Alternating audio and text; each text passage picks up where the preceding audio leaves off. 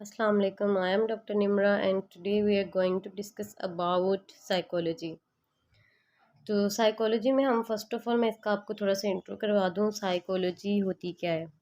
Actually में जब बच्चे से पढ़ते हैं तो हम इसे एज अ सब्जेक्ट पढ़ते हैं या फिर हमें फोर्सफुली पढ़ा दिया जाता है, लेकिन हमें इसका क्राइटेरिया नहीं पता, हमें इसका स्कोप नहीं पता और हमें ये नहीं पता कि इससे हमें क्या क्या बेनिफिट्स मिलते हैं।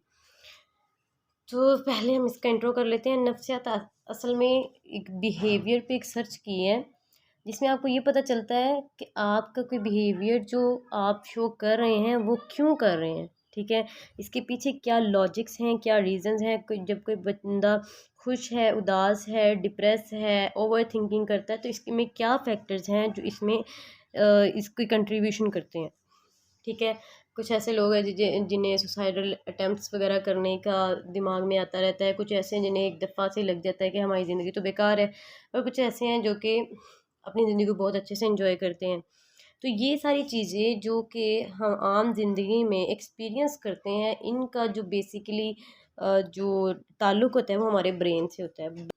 हमारा जो ब्रेन है वो अलग चीज़ है, जो माइंड है वो अलग है। ठीक है, जो माइंड हमारा है वो हमारे ब्रेन से अटैच्ड होता है।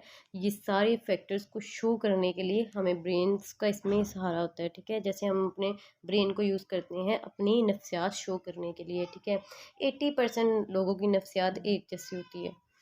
ठीक है, तो मैं नेक्स्ट आपको इसके बारे में मज़ीद बताती हूँ। सो हम स्टार्ट कर लेते हैं इससे पहले अपने साइकोलॉजी की डेफिनेशन से। अच्छा, the term psychology was drive from the Greek word. ठीक है, साइको का मीन है सोल यानी हमारी रूह, और लोगोस मतलब स्टडी।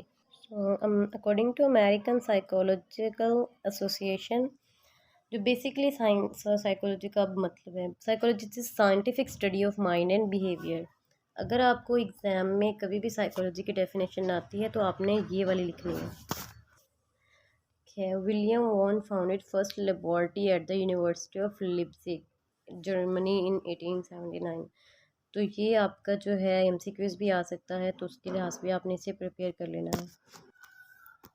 अगर किसी को साइकोलॉजी में इंटरेस्ट है या इसमें इंटरेस्ट है कि ये चीज़ ऐसी क्यों होती है, तो वो इसमें से कई भी फील्ड को चूज़ कर सकते हैं, जिसमें क्लिनिकल साइकोलॉजी है, स्पोर्ट है, कोग्निटिव है, हेल्थ के रिलेटेड है, काउंसलिंग है, करियर काउंसलिंग है, क्रिमिनल है।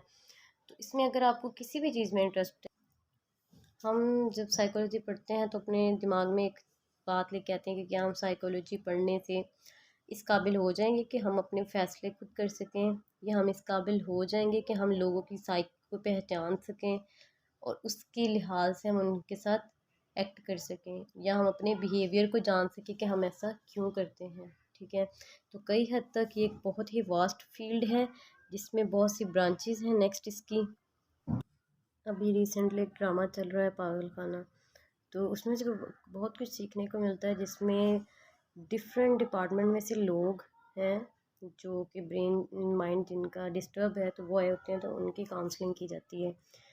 तो बेसिकली हमें एक दूसरे की प्रैक्टिकली लाइफ में भी एक दूसरे की काउंसलिंग की बहुत ज़रूरत होती है। और जो नफ्सियाती मरीज़ है, इसकी सबसे पहले काउंसलिंग का जो पहला उसूल है वो है मोहब्बत।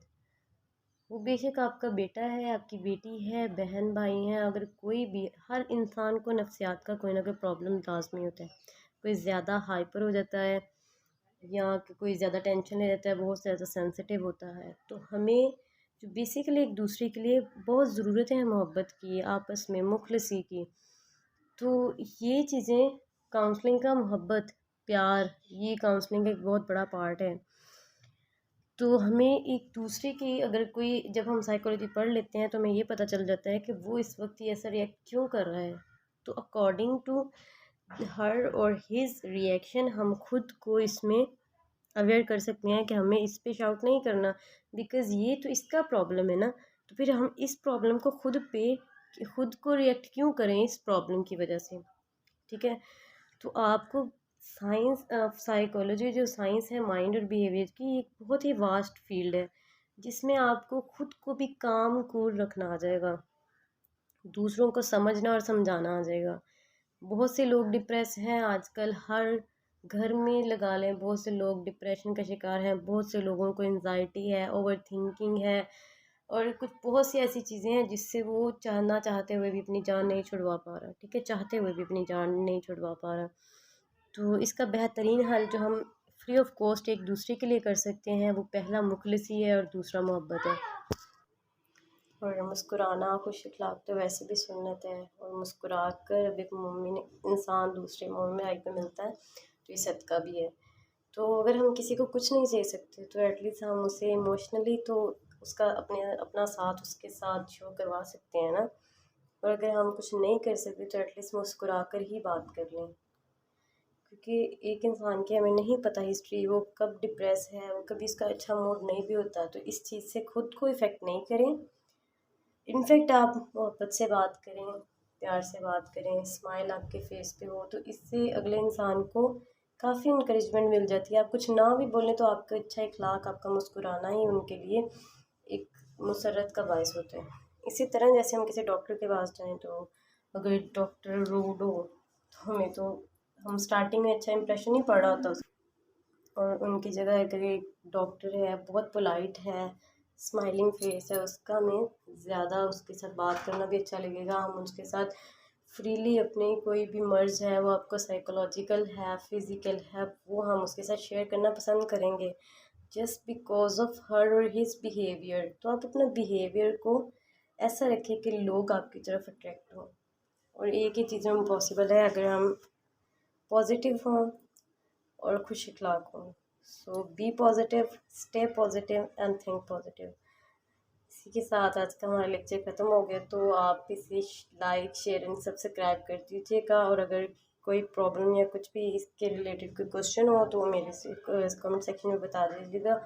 मैं इंशाल्लाह उसके बारे में आपको नेक्स्ट वीडियो में बता दूँगी।